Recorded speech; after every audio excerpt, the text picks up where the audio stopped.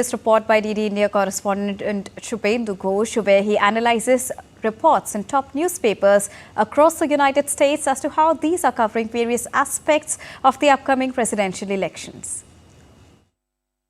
DD India is on the election trail in the United States. We decided to take a break from work and come to this lovely Central Park, which is at the heart of New York. I'm also carrying these leading newspapers published in New York to understand the manner in which the local media is carrying stories about Donald Trump and Kamala Harris. Let's begin with the Wall Street Journal. Article analyzes that if Trump were to come back, we'll see a new version in which tariffs are going to be used in a strong manner as a tool for American economy to go forward, also particularly against its competitors. Moving forward, we also take a look at the manner in which Democrats are looking at the swing states. Democrats see Wisconsin as key to strategy.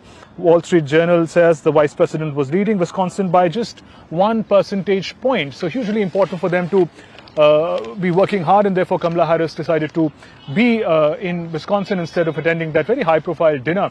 Let's turn to the next paper. I have with me the New York Post.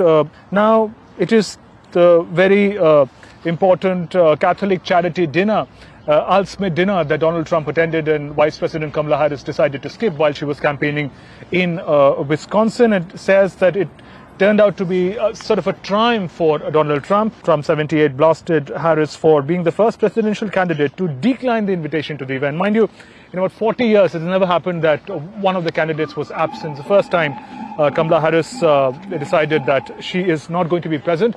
She did appear in the form of a recorded message, but that sort of invited more criticism for now than appreciation.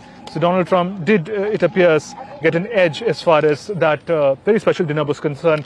I'm turning to the third newspaper. It's the New York Times. It is talking about how door knocking for Kamala Harris gets high-tech help. Interesting article. Now, instead of candidates and volunteers going on door-to-door knocking and seeking support for Kamala Harris, they're using interesting apps. One such app is the Reach app.